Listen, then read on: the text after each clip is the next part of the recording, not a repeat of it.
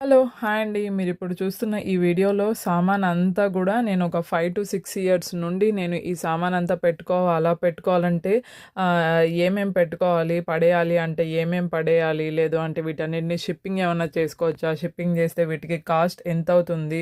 So, ఇంకా shipping చేసే కాస్ట్‌కి ఈ సామాన్‌కి వర్తా? సో, వీటినన్నీ థింక్ చేసి నాకేం జేయాలో తెలియక 5, 6 ఇయర్స్ నుండి అలాగే పెట్టేశానండి.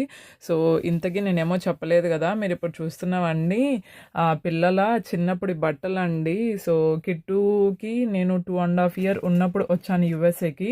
అప్పటి నుండి నా దగ్గర కిట్టూ స్కూల్‌కి వెళ్ళిన బట్టలు కానీ, వాడు రాసిన డ్రాయింగ్ ఇలాగా ప్రతి ఒక్కటి నా దగ్గరే పెట్టుకున్నానండి. అండ్ తర్వాత కిట్టు తర్వాత హిమేష్ పుట్టాక గూడా ఆయనవి ప్రతి ఒక్కవి స్టార్టింగ్‌లో వేసిన పుట్టినప్పుడు వేసిన బట్టలు కానీ, సో, ఇలాగ షూస్ కానీ, ఇవన్నీ గూడా స్టోర్ చేసుకున్నానండి. మెమోరీస్ అనేసి. బట్ కానీ మేము ఒక 2-3 మంత్స్‌లో వేరే స్టేట్‌కి మూవ్ కావాలండి. అంటే ఫుల్లీ అయితే కన్ఫర్మ్ కాలేదు. మూవ్ అయ్యే సిట్యుయేషన్ అయితే వచ్చిందండి. నేను అనుకున్నాను ఓకే. ఇంకా ఎలాగో వేరే స్టేట్‌కి మూవ్ అవుతున్నాం గదా! వీటన్నిటిని తీసి క్లీనప్ చేద్దాం అనేసి స్టార్ట్ చేశానండి. నిన్న నేను ఒక 5-6 అవర్స్ స్పెండ్ చేశానండి వీటి మీద. ఎంత చేసినా కూడా ఇంకా వస్తూనే ఉన్నాయి.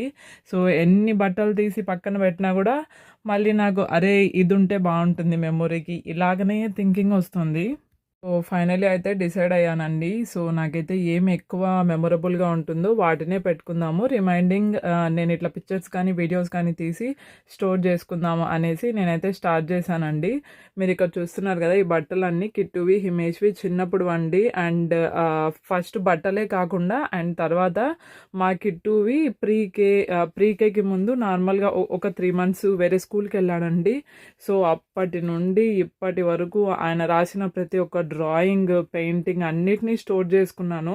సో, అవన్నీ కూడా 4-5 బాక్సెస్ వరకు ఫిలప్ చేసి పెట్టానండి. సో, వాటన్నిటిని క్లీన్ చేద్దామని థింకింగ్ వస్తేనే నాకు భయమేస్తుంది. సో, ఇక్కడ రూమ్ అంతా చూసారు కదా! రూమ్ అంతా అవే బట్టలున్నాయండి. ఫైనల్‌గా నేనింకా మీరక్కడ జిప్‌లాక్ బ్యాగ్స్ చూస్తున్నారు కదా! వాటిలో మాత్రమే పెట్టానండి కావాల్సినవి. అండ్ మీరిప్పుడు చూస్తున్నవి కిట్టువి నేను ఎప్పుడన్నా బయటికెళ్ళినప్పుడు అలాగా నేను అప్పుడు క్రాఫ్ట్స్ చేసేదాన్నండి. సో, నా దగ్గర పాత జీన్స్ ఉంటే దాన్ని నేను ఒక చిన్న పౌచ్ లాగా కట్ చేసి దాంట్లో నేను కిట్టు కోసం బయటికెళ్ళినప్పుడు ఒక స్పూన్ కానీ, లేదు అంటే ఒక చిన్న నాప్కిన్ గానీ వీటన్నిటిని క్యారీ చేసేదాన్నండి.